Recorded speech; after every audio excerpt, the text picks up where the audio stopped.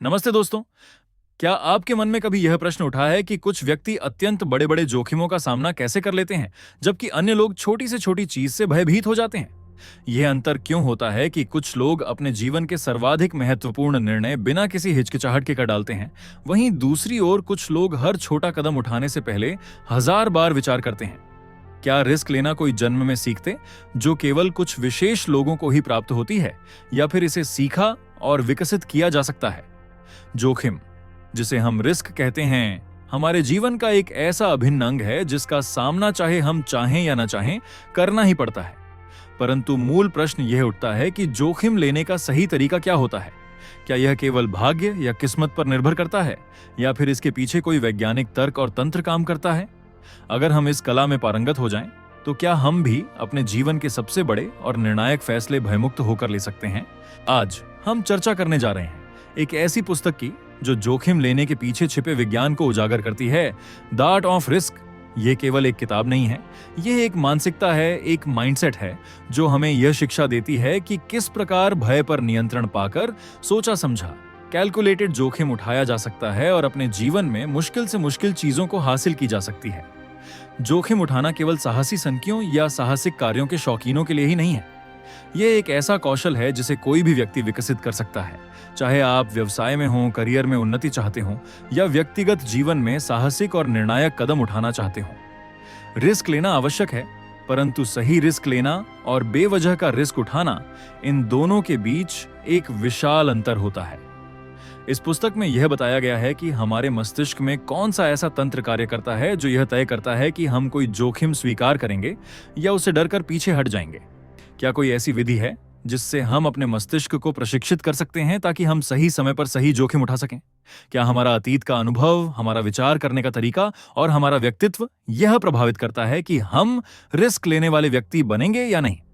पुस्तक का सबसे प्रमुख सबक यह है कि भय यानी डर हमेशा रिस्क लेने के मार्ग में सबसे बड़ी बाधा बनकर खड़ी होती है।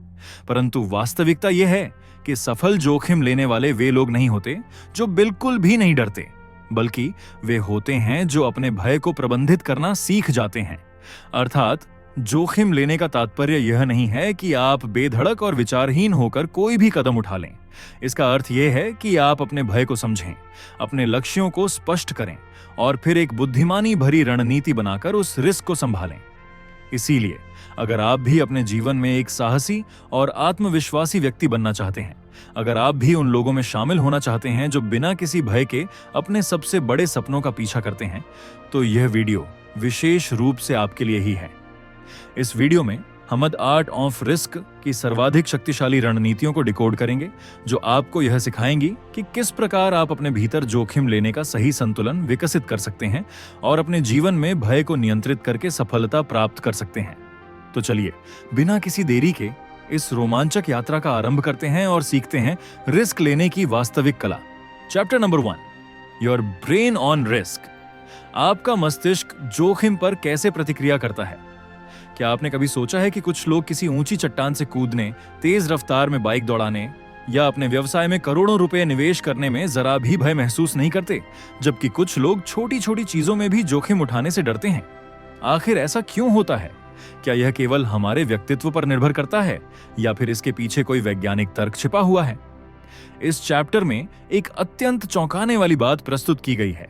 रिस्क लेना केवल भाग्य या साहस पर निर्भर नहीं करता, बल्कि यह एक गहराई से जुड़ी हुई जैविक प्रक्रिया है जो हमारे मस्तिष्क के भीतर निरंतर चलती रहती है। जब भी हम किसी जोखिम भरी परिस्थिति में होते हैं, हमारा मस्तिष्क तीव्र गति से एक गणना करने लगता है। क्या यह जोखिम उठाना सुरक्षित होगा? क्या इसके परिणाम सकारात्मक होंगे? क्या हम विफलता को संभाल पाएंगे? और तब हमारा शरीर उस गणना के अनुरूप प्रतिक्रिया करता है। परंतु मजेदार फैक्ट यह है कि प्रत्येक व्यक्ति का मस्तिष्क जोखिम को एक ही प्रकार से संसाधित नहीं करता। कुछ लोग स्वाभाविक रूप से अधिक जोखिम लेने वाले होते हैं और कुछ लोग अधिक सतर्क और सावधान। परंतु ऐसा क्यों? इसकी जड़ें हमारे मस्तिष्क की संरचना में छिपी हुई हैं। जब भी हम किसी संकट का सामना करते हैं तो हमारा माइंड 3 प्रमुख तंत्रों के आधार पर निर्णय लेता है: एमिगडाला, प्रीफ्रंटल कॉर्टेक्स और डोपामाइन प्रणाली। एमिगडाला मतलब है, जब भी हमें कोई बड़ा जोखिम दिखाई देता है तो यह हमारे भीतर सतर्कता का संकेत भेजता है, रुक जाओ, यह खतरनाक हो सकता है। इसलिए जब कोई व्यक्ति ऊंचाई पर खड़ा होकर नीचे देखता है या कोई नया व्यवसाय शुरू करने से पहले असफलता का भय महसूस करता है, तो इसके पीछे एमिगडाला ही कार्य कर रहा होता है। प्रीफ्रंटल कॉर्टेक्स मतलब है हमारे मस्तिष्क का प्रीफ्रंटल कॉर्टेक्स उस जोखिम का तार्किक विश्लेषण करता है। यह हमारे पिछले अनुभवों, हमारे लक्ष्यों और उस जोखिम से प्राप्त होने वाले संभावित पुरस्कारों की तुलना करता है। अगर प्रीफ्रंटल कॉर्टेक्स को लगता है कि जोखिम लेना सही रहेगा, तो यह एमिगडाला के संकेतों को संतुलित करने का कार्य करता है।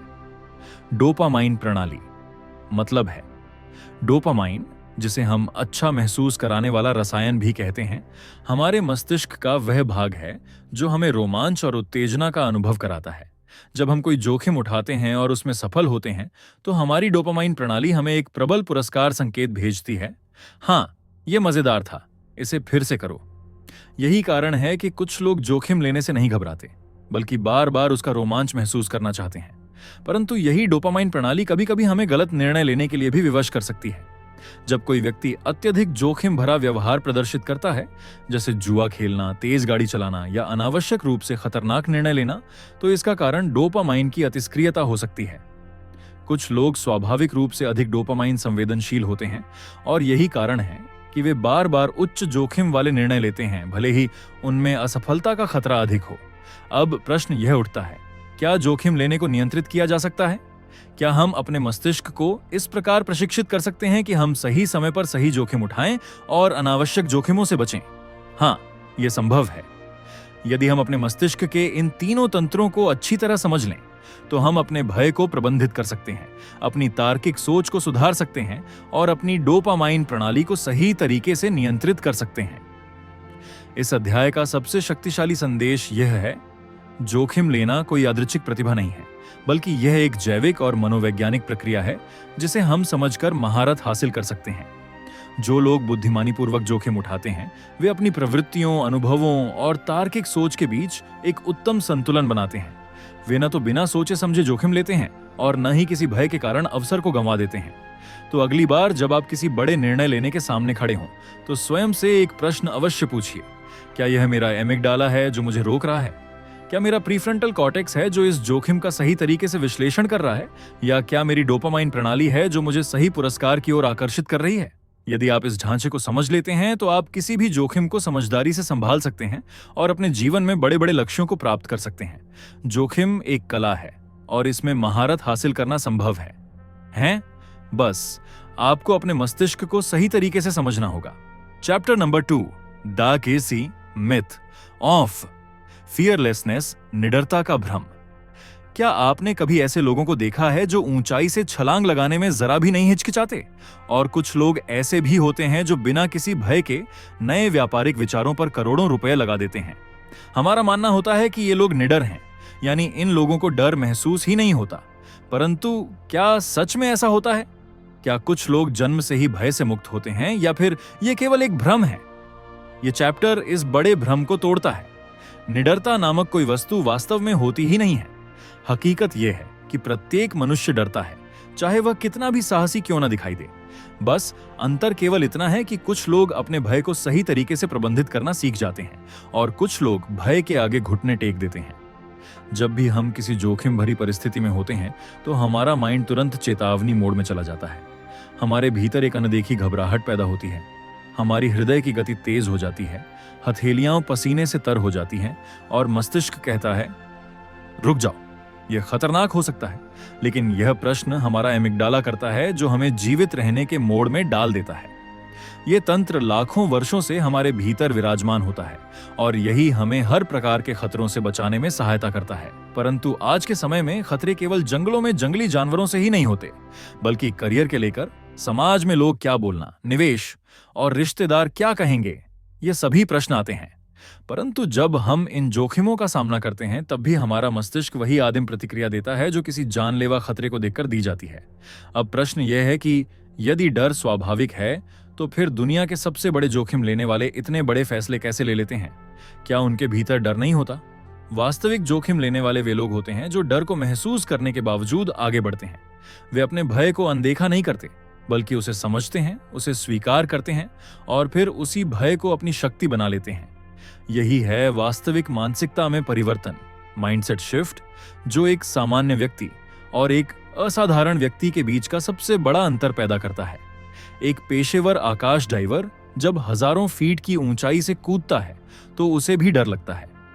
एक व्यक्ति जब अपना पहला स्टार्टअप शुरू करता है तो उसे भी असफलता का भय होता है, परंतु अंतर यह है कि वे इस भय को अपने ऊपर हावी नहीं होने देते। वे जानते हैं कि डर केवल एक संकेत है जो हमें बताता है कि हम अपने कंफर्ट जोन से बाहर आ रहे हैं, और यही आराम क्षेत्र से बाहर निकलकर ही कोई व्यक्ति विकास कर सकता है। जब हम भय को पूरी तरह से समझ लेते हैं तो हम उसे अपने लाभ के लिए उपयोग कर सकते हैं। भय हमें सतर्क बनाता है, हमें सोचने पर विवश करता है, हमें अधिक तैयार रहने के लिए प्रेरित करता है। एक उचित मात्रा में भय हमें बेहतर प्रदर्शन करने में सहायता करता है, परंतु यदि यह भय सीमा से अधिक बढ़ जाए तो यह हमें अवसादग्रस्त कर देता है, हमें निर्णय लेने से रोकता है और हमारे जीवन को एक सीमित डिब्बे में बंद कर देता है। इसीलिए सबसे आवश्यक बात यह है कि हम अपने भय को दबाने का प्रयास न करें, बल्कि उसे प्रबंधित करना सीखें। यह सोचने के बजाय कि मैं डर को कैसे खत्म करूं, हमें यह सोचना चाहिए कि मैं इस डर के साथ कैसे आगे बढ़ सकता हूं। दुनिया के सबसे महान नेताओं, एथलीटों, कलाकारों और नवप्रवर्तकों के भीतर भी भय होता है। वे उसे लड़ते नहीं हैं, बल्कि उसे अपना मित्र बना लेते हैं। तो अगली बार जब आपको किसी जोखिम भरे निर्णय के सामने घबराहट महसूस हो तो इसे कमजोरी न समझिए। यह एक संकेत है कि आप अपनी सीमाओं को आगे बढ़ा रहे हैं। डर महसूस होना कोई गलत बात नहीं है, परंतु भय के कारण अवसर को खो देना यह सबसे बड़ी भूल हो सकती है। निडरता एक भ्रम है, परंतु भय प्रबंधन यानी फेयर मैनेजमेंट एक कला है। यही इस अध्याय का सर्वाधिक महत्वपूर्ण सबक है। यदि आप इस कला में निपुण हो जाते हैं तो कोई भी भय आपको आपके सपनों के जीवन तक पहुंचने से नहीं रोक सकता। Chapter number 3, the risk ladder, जोखिम की सीढ़ी। क्या आपने कभी विचार किया है कि एक ही जैसी परिस्थिति में कुछ लोग बिना किसी भय के आगे बढ़ जाते हैं, जबकि कुछ लोग घबराकर पीछे हट जाते हैं? उदाहरण के लिए मान लीजिए कि दो मित्र एक साथ एक ऊंची चट्टान पर खड़े हैं। उनमें से एक तुरंत नीचे छलांग लगाने के लिए तैयार हो जाता है, जबकि दूसरा असहज महसूस करता है और पीछे हट जाता है। या फिर दो उद्यमी एक ही व्यावसायिक अवसर का सामना करते हैं, एक उत्साहपूर्वक आगे बढ़ जाता है, जबकि दूसरा चिंतित हो जाता है और पीछे रह जाता है। आखिर ऐसा क्यों होता है? प्रत्येक व्यक्ति का रिस्क लेने का स्तर अलग अलग होता है। ये कोई निश्चित वस्तु नहीं है, बल्कि यह एक सीढ़ी की तरह कार्य करता है। अर्थात जब भी हम कोई जोखिम उठाते हैं और उसमें सफल होते हैं तो हमारा मस्तिष्क अगले बड़े जोखिम के लिए तैयार हो जाता है। परंतु जब हम बार बार जोखिम से बचते हैं तो हमारा आत्मविश्वास कम होने लगता है और धीरे धीरे हम छोटे छोटे फैसलों में भी भय महसूस करने लगते हैं। आइए इस बात को समझने के लिए एक सरल उदाहरण लेते हैं। एक बच्चा पहली बार साइकिल चलाने का प्रयास कर रहा है। पहले वह डगमगाता है, गिरता है, परंतु धीरे धीरे वह संतुलन बनाना सीखता है।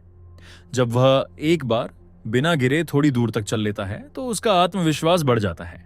फिर वह तेज चलाने का प्रयास करता है और कुछ ही दिनों में वह बिना किसी भय के पूरी गली में घूमने लगता है। यही है जोखिम की सीढ़ी। छोटे छोटे जोखिम उठाकर हम बड़े जोखिमों के लिए तैयार होते जाते हैं, परंतु यदि वह बच्चा शुरू में ही गिरने के भय से साइकिल चलाना छोड़ दे तो वह कभी भी सीख ही नहीं पाएगा। अब इसे वास्तविक जीवन में लागू करते हैं। मान लीजिए कि आपको पब्लिक स्पीकिंग का भय है। यदि आप यह सोचते हैं कि आप एक दिन सीधे हजारों लोगों के सामने बिना घबराए बोल पाएंगे तो यह असंभव लगेगा। परंतु यदि आप छोटे छोटे चरण लें, पहले दोस्तों के सामने बोलें, फिर एक छोटे समूह में बोलें, फिर किसी बैठक में बोलें, तो धीरे धीरे आपका आत्मविश्वास बढ़ेगा और आप अपने भय पर विजय प्राप्त कर लेंगे। दुनिया के सबसे महान रिस्क लेने वालों ने भी इसी सीढ़ी पर चढ़कर ऊंचाइयां हासिल की हैं। कोई भी व्यक्ति एक ही दिन में अत्यधिक जोखिम लेने वाला नहीं बन जाता। हर बड़ा निर्णय, हर बड़ा साहसिक कार्य, हर बड़ी सफलता छोटे छोटे जोखिमों से आरंभ होती है। यही कारण है कि कुछ लोग उच्च जोखिम वाली परिस्थितियों को भी बड़ी सरलता से संभाल लेते हैं, क्योंकि उन्होंने अपनी जोखिम लेने की क्षमता को धीरे धीरे विकसित किया है। इस अध्याय का सबसे महत्वपूर्ण सबक यह है, यदि आप अपने जीवन में जोखिम लेने से डरते हैं तो आपको एकदम से कोई बहुत बड़ा जोखिम उठाने की आवश्यकता नहीं है। आपको बस अपनी जोखिम सीढ़ी पर एक कदम ऊपर चढ़ने की आवश्यकता है। छोटे छोटे चुनौतियों को स्वीकार कीजिए, अपने आराम क्षेत्र से बाहर निकलिए और धीरे धीरे अपने भय को पीछे छोड़ दीजिए, क्योंकि यदि आप हमेशा सुरक्षित क्षेत्र में रहेंगे तो आपका जीवन कभी नहीं बदलेगा। परंतु यदि आप अपनी जोखिम लेने की क्षमता को धीरे धीरे निर्मित करेंगे तो आप वह प्राप्त कर सकते हैं जो आज आपको असंभव लगता है। जोखिम एक सीढ़ी के समान है। छोटे कदम आपको ऊंचाई तक ले जा सकते हैं। अब प्रश्न यह है कि क्या आप इस सीढ़ी पर पहला कदम रखने के लिए तैयार हैं? Chapter number 4, training for risk, जोखिम लेने के लिए प्रशिक्षण। क्या जोखिम लेना एक प्रतिभा है जो कुछ लोगों को जन्म से मिलती है, या फिर यह एक कौशल है जिसे सीखा और विकसित किया जा सकता है? यह प्रश्न अत्यंत महत्वपूर्ण है, क्योंकि जब भी हम किसी जोखिम लेने वाले को देखते हैं, चाहे वह कोई उच्च दांव लगाने वाला उद्यमी हो, कोई साहसिक खिलाड़ी हो या कोई निर्णायक नेता हो, हमें लगता है कि उनके भीतर कोई अलौकिक शक्ति है जो उन्हें बिना डरे बड़े निर्णय लेने की क्षमता प्रदान करती है। परंतु वास्तविकता कुछ और ही है। जोखिम लेना कोई जादू नहीं है, बल्कि यह एक कौशल है जिसे आप सही प्रशिक्षण के माध्यम से सीख सकते हैं। जब हम जोखिम लेने की बात करते हैं तो यह केवल भाग्य या स्वाभाविक साहस पर निर्भर नहीं करता, बल्कि यह इस बात पर निर्भर करता है कि हमने स्वयं को उस परिस्थिति के लिए कितना तैयार किया है। अर्थात जोखिम लेना कोई सिक्का उछालना नहीं है, बल्कि यह एक सोचा समझा कैलकुलेटेड प्रक्रिया है जिसे आप अपने मस्तिष्क और शरीर को प्रशिक्षित करके सुधार सकते हैं। अब सोचिए, जब कोई फायर फाइटर जलते हुए मकान में प्रवेश करता है तो क्या वह बिना सोचे विचारे अंदर कूद जाता है? नहीं, उसे ज्ञान होता है कि आग कैसे फैलती है। उसे पता होता है कि कहां जाना है और किस प्रकार खतरे को कम करना है। उसने प्रशिक्षण लिया होता है, बार बार अभ्यास किया होता है, जिससे उसका मस्तिष्क सही समय पर सही निर्णय लेने के लिए तैयार हो जाता है। यही है जोखिम के लिए प्रशिक्षण। अपने मस्तिष्क और शरीर को इस प्रकार तैयार करना कि जब कोई उच्च दांव वाली परिस्थिति आए तो आप बिना घबराए सही फैसला ले सकें। यदि आप किसी नए व्यवसाय में निवेश करना चाहते हैं तो क्या आप बिना शोध किए करोड़ों रुपए लगा देंगे? बिल्कुल नहीं। पहले आप बाजार का अध्ययन करेंगे, आंकड़ों का विश्लेषण करेंगे, विशेषज्ञों से सलाह करेंगे और फिर एक सोचा समझा जोखिम उठाएंगे।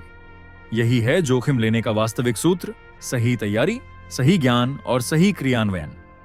रिस्क लेने की क्षमता को सुधारने के लिए सबसे आवश्यक चीज है एक्सपोजर। अर्थात यदि आप किसी चीज से डरते हैं तो आपको बार बार स्वयं को उस परिस्थिति में डालना होगा ताकि आपका मस्तिष्क उस चीज को सामान्य मानने लगे। जब कोई नौसेना सील सैनिक पहली बार पानी के भीतर सांस रोकने का अभ्यास करता है तो वह घबरा जाता है, परंतु बार बार प्रशिक्षण करने के बाद उसका मस्तिष्क उस स्थिति को सामान्य मानने लगता है और वह बिना घबराए अपना मिशन पूरा कर सकता है। यही अवधारणा हर प्रकार के जोखिम लेने पर लागू होती है। जोखिम लेने की क्षमता को सुधारने के लिए दूसरी आवश्यक चीज है सिमुलेशन।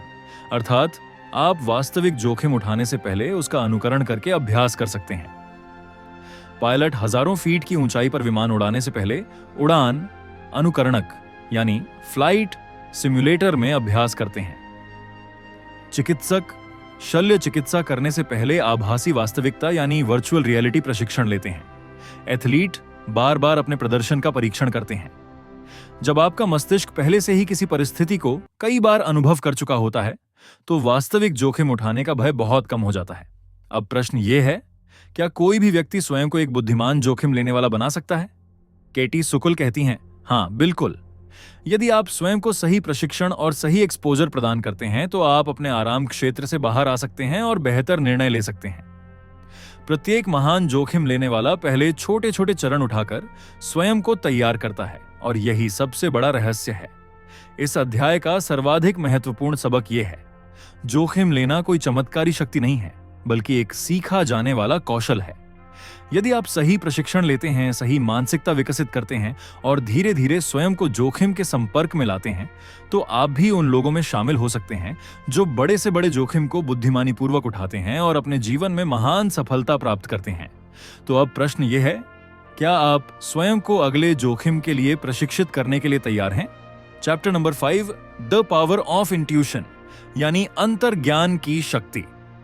क्या आपको कभी ऐसा अनुभव हुआ है कि कोई बड़ा निर्णय लेने से पहले आपके भीतर से एक आवाज आई हो, यही सही है, यही करो? या फिर किसी परिस्थिति को देखकर अचानक आपको एहसास हुआ हो कि यहां कुछ गलत है, मुझे इससे दूर रहना चाहिए? ये जो भीतर से आने वाली आवाज होती है, जिसे हम अक्सर छठी इंद्रिय या आंत की भावना कहते हैं, इसे ही अंतर्ज्ञान यानी इंट्यूशन कहते हैं। और क्या आप जानते हैं कि दुनिया के सबसे बड़े जोखिम लेने वाले अपने निर्णय लेने में इसी अंतर्ज्ञान पर सर्वाधिक विश्वास करते हैं? अंतर्ज्ञान कोई जादू या रहस्य नहीं है, बल्कि यह हमारे मस्तिष्क का एक अत्यंत शक्तिशाली निर्णय लेने का उपकरण है जिसे हम अक्सर नजरअंदाज कर देते हैं। अंतर्ज्ञान हमें उन चीजों को महसूस करने की क्षमता प्रदान करता है जिन्हें हमारा चेतन मन तुरंत समझ पाने में असमर्थ होता है। जब कोई अनुभवी चिकित्सक बिना किसी परीक्षण के ही रोगी की बीमारी का अनुमान लगा लेता है, जब कोई निवेशक बिना अधिक आंकड़े देखे किसी बड़ी कंपनी में निवेश कर देता है, जब कोई सैनिक किसी अज्ञात खतरे को पहले ही भांप लेता है, तो यह सब अंतर्ज्ञान की शक्ति का परिणाम होता है। अब प्रश्न यह उठता है कि यह अंतर्ज्ञान कार्य कैसे करता है। जब हम कोई भी नया अनुभव लेते हैं, तो हमारा मस्तिष्क उस अनुभव को अपने भीतर संग्रहित कर लेता है। ये संग्रहित जानकारियां और पैटर्न हमारे अचेतन मन में जमा होती रहती हैं। जब हम किसी जोखिम भरी परिस्थिति में होते हैं, तो हमारा मस्तिष्क तीव्र गति से इन पिछले अनुभवों को स्कैन करता है और बिना किसी तार्किक विश्लेषण के हमें एक संकेत भेजता है। यह सही है या यह गलत है। यही अंतर्ज्ञान है।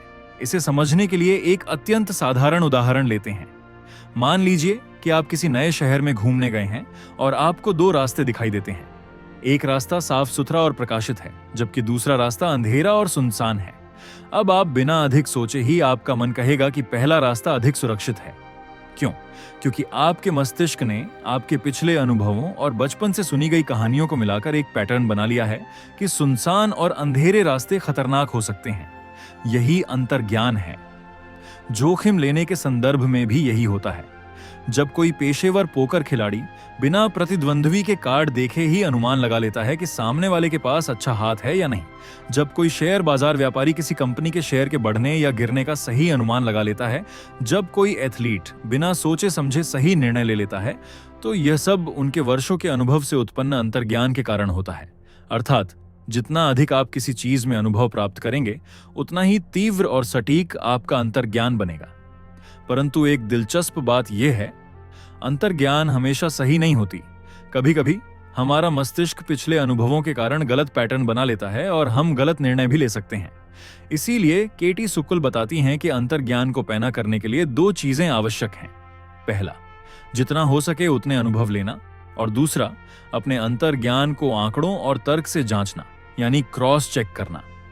इसका तात्पर्य यह है कि आपको अंधविश्वास पूर्वक केवल अंतर्ज्ञान पर भरोसा नहीं करना चाहिए, बल्कि उसे तार्किक सोच के साथ संतुलित करना चाहिए। जोखिम लेने में अंतर्ज्ञान का सबसे बड़ा लाभ यह होता है कि यह हमें त्वरित निर्णय लेने में सहायता करता है। जब हमारे पास अधिक सोचने का समय नहीं होता, जब हमें तुरंत कोई कार्रवाई करनी होती है, तब हमारा चेतन मन इतनी तीव्र गति से प्रक्रिया नहीं कर सकता। परंतु हमारा अंतर्ज्ञानात्मक मन पहले से ही तैयार रहता है। यही कारण है कि अनुभवी लोग अधिक तेज और सही निर्णय ले पाते हैं, क्योंकि उनका अंतर्ज्ञान पहले से ही पैना होता है। इस अध्याय का सर्वाधिक महत्वपूर्ण सबक यह है कि अंतर्ज्ञान एक अलौकिक शक्ति की तरह कार्य कर सकता है, परंतु इसे विकसित करने की आवश्यकता होती है। जितना अधिक आप स्वयं को नए अनुभवों में डालेंगे, जितना अधिक आप अपने पिछले गलतियों से सीखेंगे, उतनी ही उत्कृष्ट आपकी अंतर्ज्ञानात्मक शक्ति बनेगी। और जब आपका अंतर्ज्ञान मजबूत हो जाएगा, तब आप किसी भी जोखिम भरी परिस्थिति में तीव्र और सही निर्णय ले पाएंगे। तो प्रश्न यह है कि क्या आप अपनी अंतर्ज्ञान की शक्ति को खोलने के लिए तैयार हैं? Chapter number 6, the risk taking personality, यानी जोखिम लेने वाला व्यक्तित्व। क्या कभी आपने विचार किया है कि कुछ लोग किसी भी परिस्थिति में जोखिम लेने के लिए सदैव तैयार रहते हैं, जबकि कुछ लोग थोड़ा सा भी जोखिम उठाने से बचते हैं? कुछ लोग ऊंचाई से छलांग लगाने, तेज रफ्तार में बाइक चलाने या नए व्यवसाय में करोड़ों लगाने से नहीं घबराते, जबकि कुछ लोग छोटी छोटी चीजों में भी 1000 बार विचार करते हैं। आखिर ऐसा क्यों होता है? क्या जोखिम लेना एक आदत है, एक सीखा जाने वाला कौशल है, या फिर यह व्यक्तित्व का अंग है? जोखिम लेना कोई एक जैसा व्यवहार नहीं है, बल्कि यह हमारे व्यक्तित्व का एक घटक होता है। अर्थात प्रत्येक व्यक्ति में जोखिम लेने की क्षमता अलग अलग होती है, और यह बहुत हद तक इस बात पर निर्भर करती है कि हमारा मस्तिष्क किस प्रकार संरचित है। जब हम जोखिम लेने की बात करते हैं, तो यह केवल एक चयन नहीं होता, बल्कि यह हमारी जीव विज्ञान, मनोविज्ञान यानी साइकोलॉजी और पिछले अनुभवों से जुड़ा होता है। कुछ लोगों के मस्तिष्क में डोपामाइन प्रणाली बहुत सक्रिय होती है, जो उन्हें रोमांच और उत्तेजना की ओर आकर्षित करती है। यही कारण है कि कुछ लोग साहसिक खेलों, जुए और उच्च दांव वाले व्यवसायों में अधिक रुचि लेते हैं। उनका मस्तिष्क उन्हें लगातार नवीनता खोजने के लिए प्रेरित करता है। वहीं कुछ लोगों का मस्तिष्क अधिक सतर्क होता है, जो उन्हें हर जोखिम का विश्लेषण करने और सुरक्षित रहने के लिए कहता है। जोखिम लेने वाले व्यक्तित्व को 3 भिन्न श्रेणियों में बांटा जा सकता है। कुछ लोग स्वाभाविक रूप से उच्च जोखिम लेने वाले होते हैं, कुछ मध्यम जोखिम लेने वाले होते हैं और कुछ लोग निम्न जोखिम लेने वाले होते हैं। उच्च जोखिम लेने वाले वे होते हैं जो किसी भी नई चुनौती को लेकर उत्साहित हो जाते हैं। उन्हें लगातार नवीनता करना चाहते हैं और वे अनिश्चितता को स्वीकार करना जानते हैं। मध्यम जोखिम लेने वाले वे होते हैं जो सोचा समझा कैलकुलेटेड जोखिम उठाते हैं, अर्थात वे विचार पूर्वक निर्णय लेते हैं, परंतु आवश्यकता पड़ने पर बड़े कदम उठाने से पीछे नहीं हटते। निम्न जोखिम लेने वाले वे होते हैं जो स्थिरता को प्राथमिकता देते हैं।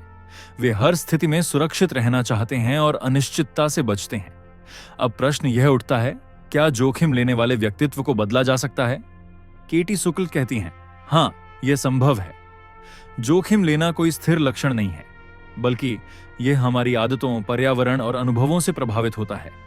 यदि कोई निम्न जोखिम लेने वाला है तो वह धीरे धीरे अपनी जोखिम लेने की क्षमता को बढ़ा सकता है। यदि कोई उच्च जोखिम लेने वाला है तो उसे यह सीखने की आवश्यकता होती है कि वह कब और कितना जोखिम उठाए ताकि अनावश्यक हानि से बच सके।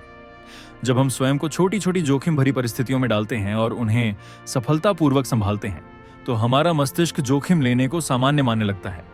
इसी प्रकार उच्च जोखिम लेने वालों को नियंत्रण सीखने की आवश्यकता होती है। जोखिम लेने वाले व्यक्तित्व को समझने का सबसे बड़ा लाभ यह है कि आप अपनी शक्तियों और कमजोरियों को पहचान सकते हैं। यदि आप स्वाभाविक रूप से जोखिम से बचने वाले हैं तो आप अपने आराम क्षेत्र से बाहर निकलकर स्वयं को चुनौतीपूर्ण स्थितियों में डाल सकते हैं। यदि आप बहुत अधिक जोखिम लेने वाले हैं तो आप स्वयं को नियंत्रित करके अधिक विचार पूर्वक और सावधानी पूर्वक निर्णय ले सकते हैं। इस अध्याय का सबसे महत्वपूर्ण सबक यह है, जोखिम लेने वाला व्यक्तित्व कोई स्थायी चीज नहीं है। यदि आप चाहें तो आप अपनी मानसिकता को बदल सकते हैं, अपने आराम क्षेत्र को विस्तारित कर सकते हैं और अपने निर्णयों को संतुलित कर सकते हैं। वास्तविक सफलता उन्हीं लोगों को मिलती है जो अपने स्वभाव को समझकर स्वयं को सुधारने का प्रयास करते हैं। तो प्रश्न यह है, क्या आप अपनी जोखिम लेने की क्षमता को समझने और उसे बेहतर बनाने के लिए तैयार हैं?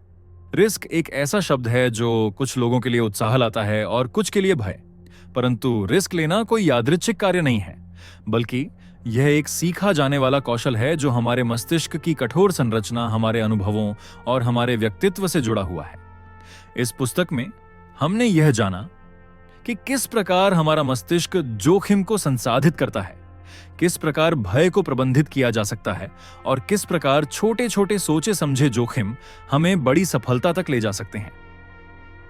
द आर्ट ऑफ रिस्क हमें यह सिखाती है कि कोई भी व्यक्ति एक बुद्धिमान रिस्क लेने वाला बन सकता है यदि वह सही मानसिकता और सही प्रशिक्षण को अपनाए। दुनिया के सबसे महान उद्यमियों, खिलाड़ियों, कलाकारों और नेताओं ने अपनी जोखिम लेने की क्षमताओं को विकसित किया और अपने आराम क्षेत्र से बाहर निकलकर बड़े निर्णय लिए। उन्होंने न केवल अपने डर पर विजय प्राप्त की, बल्कि रिस्क को एक अवसर के रूप में देखा। इस पुस्तक का सबसे बड़ा सबक यही है, जोखिम लेना कोई सिक्का उछालना नहीं है, यह एक कला है। इसे आप जितना अधिक समझेंगे और अभ्यास करेंगे, उतना ही अधिक आप अपने जीवन में साहसिक और अर्थपूर्ण निर्णय ले पाएंगे। चाहे आप करियर में आगे बढ़ना चाहते हो, कोई नया व्यवसाय आरंभ करना चाहते हो या अपने जीवन के किसी भी क्षेत्र में एक बड़ा कदम उठाना चाहते हो, जोखिम से भागने के बजाय उसे समझना और स्वीकार करना आवश्यक है। यदि आपको यह पुस्तक पसंद आई है और इससे आपको कुछ नया सीखने को मिला है, तो इसे अपने जीवन में लागू करने का प्रयास अवश्य कीजिए। जोखिम लेना ही वह पुल है जो आपको एक साधारण जीवन से असाधारण सफलता तक ले जाता है। तो अगली बार जब आपके सामने कोई बड़ा निर्णय आए तो स्वयं से पूछिए, क्या यह जोखिम उठाने लायक है? और यदि हां, तो मैं इसे बुद्धिमानी पूर्वक कैसे उठा सकता हूं? यदि आपको यह वीडियो पसंद आया तो इसे लाइक और शेयर करना न भूलें। थिंक वैदिक चैनल को सब्सक्राइब करें और घंटी के आइकॉन को दबाएं ताकि आपको इसी प्रकार की और भी शक्तिशाली पुस्तक समीक्षाएं मिलती रहें। आप हमें कमेंट्स में बताइए कि यह पुस्तक आपको कैसी लगी और आप अगली किस पुस्तक की समरी देखना चाहते हैं। हम मिलेंगे अगले वीडियो में, नई वीडियो में। तब तक के लिए सीखते रहिए, बढ़ते रहिए। Keep learning, keep growing. धन्यवाद।